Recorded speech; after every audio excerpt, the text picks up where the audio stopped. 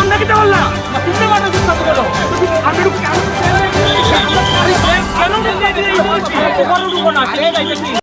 খেলাটা আমাদের কাছে একটা হইলো, মানে এটা আনসার্টেন, মানে আমরা এক্সপেক্টও করলাম না যে আমরা 10 জনে খেলবো, কিন্তু একটা ফাউলে ঠিক আছে, দুইটা ফাউল উনি রেড কার্ড দেখে বাইরে গেল, তাহলে তখন গিয়ে আমাদের প্রেশারটা বেড়ে গেল। এরপরেও একটা আশা ছিল কোনো না কোনোভাবে আমরা হয়তো ম্যাচটা বাইর করতে হবে। তো এই প্ল্যানিংয়ে করছি, বিশেষ করে প্লেয়াররা বেশি মানে হার্ডওয়ার্ক করে খেলেছে, তার জন্য এই জয়টা মানে প্লেয়ারেরই ক্রেডিট। আচ্ছা, 10 জন হওয়ার পরে অনেকটা সময় পরে চেঞ্জ হয়েছে ডিফেন্সিভ প্লেয়ার,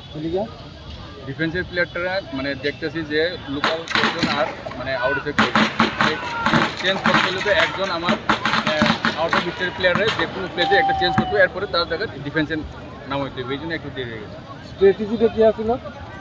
10 জনে হওয়ার পরে? 10 জনে হওয়ার পরে আমার বেশিরভাগ একজনের স্ট্রাইকার থাকবো, আর যদি পারে তাহলে উইং থেকে মানে 2 জন মানে অ্যাটাকে যাইবো আর নামবো, মানে ম্যান পাওয়ারটা বাড়াইবো, আর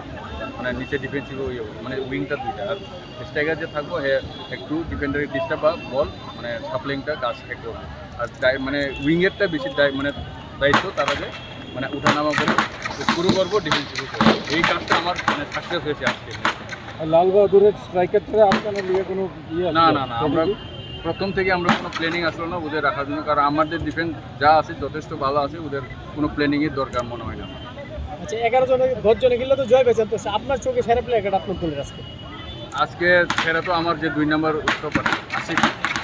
খুব ভালো, ও ডিফেন্ডারের কাজও করেছে, মিডফিল্ডারের কাজও করেছে, ইভেন স্ট্রাইকারের কাজও করেছে, হেড 3টা পজিশনের কাজ করেছে, খুব এভারেজ।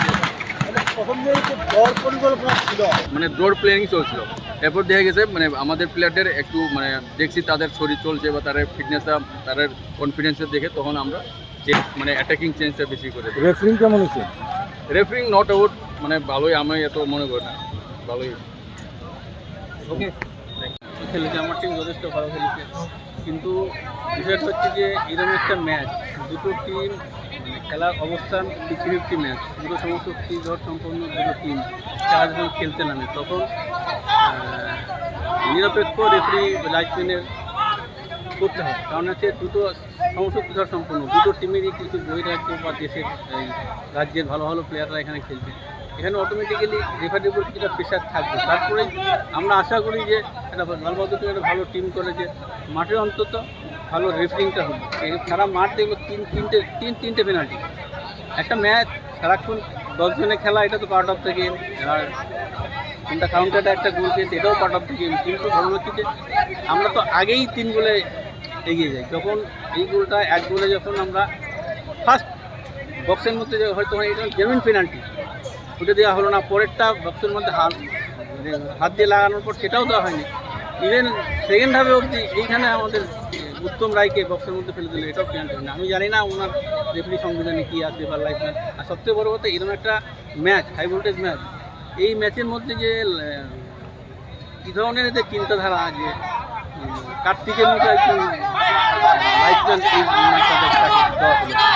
এটা আশা করা যায় না, কারণ এরকম ধরনের ম্যাচ হবে, এরকম ম্যাচ খেলতে খেলতে একটা কাউন্টারটাকে হয়তো আমরা একটা গোল খেয়েছি ঠিক আছে, কিন্তু এই টাইমে অল আউট আমাদের এখন 3 পয়েন্ট দরকার, সেই লক্ষ্যে আমাদের হাঁপিয়েছে, কারণ তারা 10 জনে খেলছে।